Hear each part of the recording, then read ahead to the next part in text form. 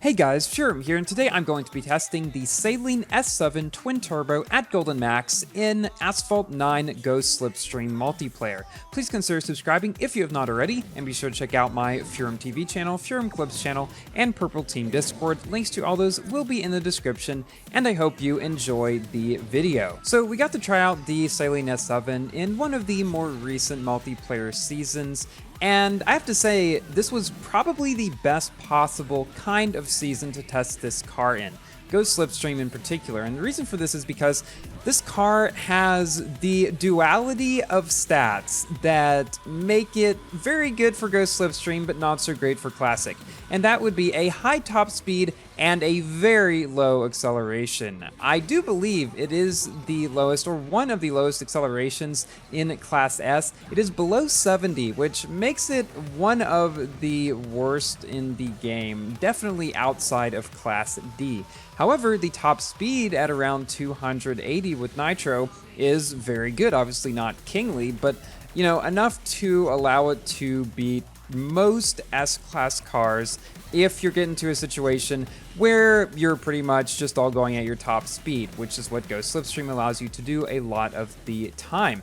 Now, in this season, we didn't really get a whole lot of competition against other S-Class cars other than the Chrysler ME412 cars like that just aren't even as fast as me. So in terms of the speed, we didn't really have a lot of competition, but a lot of those cars, like the Valhalla that were also in the season, did start up a lot quicker, and this kind of goes to show just how important top speed is in Ghost Slipstream and how not important acceleration is. Once you got over the initial slump, which didn't really last very long when I was able to surf someone's Slipstream at the beginning, which made it not so great when I was in front. But anyway, once you get past that, the car is very fun to drive. The drifting and handling are great. The nitro efficiency is quite good for a car that's as speedy as this one, and I was able to get around most turns without any problem and didn't really have a whole lot of issue of speed loss, which is good considering that if the car did not have as high of a handling stat,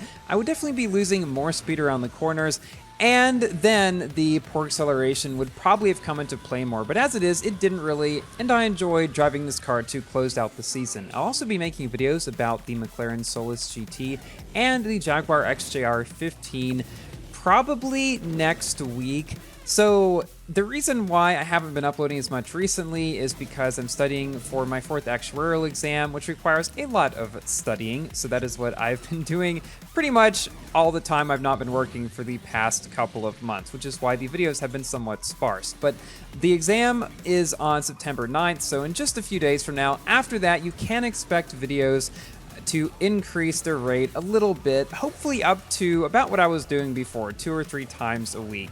I just have not really had much time to record voiceovers and edit these past few weeks. However, I have still gotten in races in pretty much all the new cars, so I have quite a bit of backlog of probably half a dozen cars that I will be making videos of, so do not fear, even though they may be a little bit later than I would have liked, and probably you would have liked as well, they will be coming, so don't worry about that. At the end of this race, something really weird happens. This guy was ahead for a long time, but then he just kind of like drifts randomly toward the very end, and I'm able to pass him. I think he might have hit the side, and it might have slowed him down a good bit. It's kind of weird though. I don't remember ever hitting the side there and it slowing me down that much. Anyway, I'm not complaining whenever I come in first. Totally cool with me. Because I cannot make this car purple, I made the first half of the races have a red car and the second half have a blue car to sort of simulate that. Not that that really works, but anyway, the Saleen has a special event going on for it right now,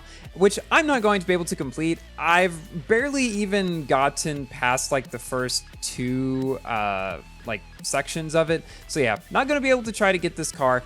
And I don't know how difficult the special event is. It does not look too easy though. It's not really a car that I'd recommend spending a lot of tokens on. Unless you want to just get it as a novelty item to just throw around whenever Ghost Slipstream seasons come around, because I can see it being pretty fun there. Other than that, don't really see this car having much utility, which is unfortunate because I enjoy driving it more than almost any other car recently. And you'll see when we get to the Solus GT video, that car is fun for almost an entirely different reason, where it's kind of the opposite of this car, where the acceleration is actually extremely amazing, and that allows it to get very much ahead in the beginning. So definitely looking forward to showing you guys that one. Had some close races there for sure. Speaking of the Solus GT, it does have a Grand Prix going on right now.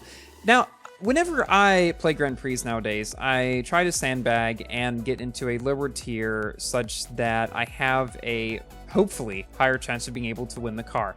This doesn't always work though. But the Solus GT, I got into tier 4, which you might think, okay, tier 4, you get 2 chances to get the car, not a big deal. The problem is, if 2 other people sandbag into the same tier and bracket as you and star up their cars more than you, not much you can do about that, which is exactly what happened to me. There are at least 2 people who have 2-starred or beyond cars that are getting much better times than I could hope to get with my 1-star car, because I'm not spending tokens on that one. So yeah, probably not going to be able to get that one. I'm still going to try though, because you never know, by some miracle they might forget to do a day or whatever, like I may or may not have done in the past a couple of times. Definitely going to see how far I can get in that one. Not really expecting to get it though, kind of a bummer. That's why I always try to get into, I feel like tier 2 or tier 3 is probably the best spot to be in, because it kind of strikes that balance between, okay, well, you're not going to get like as highly skilled of players getting into tier 1, at least most of the time, but obviously also you don't get as few of chances to get the car with the key as you do in lower tiers. So tier 2 and tier 3 are, I think, like 5 and 3 keys, which is better than the 2 that they give you in tier 4, or even the 1 in tier 5. So that's where I like to get though. Not really sure what is the statistically most optimal tier to get into to have the best chance of getting the car, but based on my experience, that's when I've found that I've had the most or best chance to get the car. The most times that I have actually gotten is when I've gotten into tier 2 or tier 3, probably tier 3 being the best. Because what I found is most of the really good players get into either tier 1 or tier 2 when they don't sandbag, and tier 4 or tier 5 when they do. So if you get into tier 3, there's not going to be many of people doing either, at least from what I've seen, and you get 3 chances to get the key. So it seems pretty optimal to me. Let me know what you guys think down in the comments. I did make a video about the Neon recently, which you should check out if you haven't. Surprisingly competitive for a D-Class car. I think I even titled the video something like that. But I'll also be making videos about the other 2 cars I got in the Drive Syndicate 7.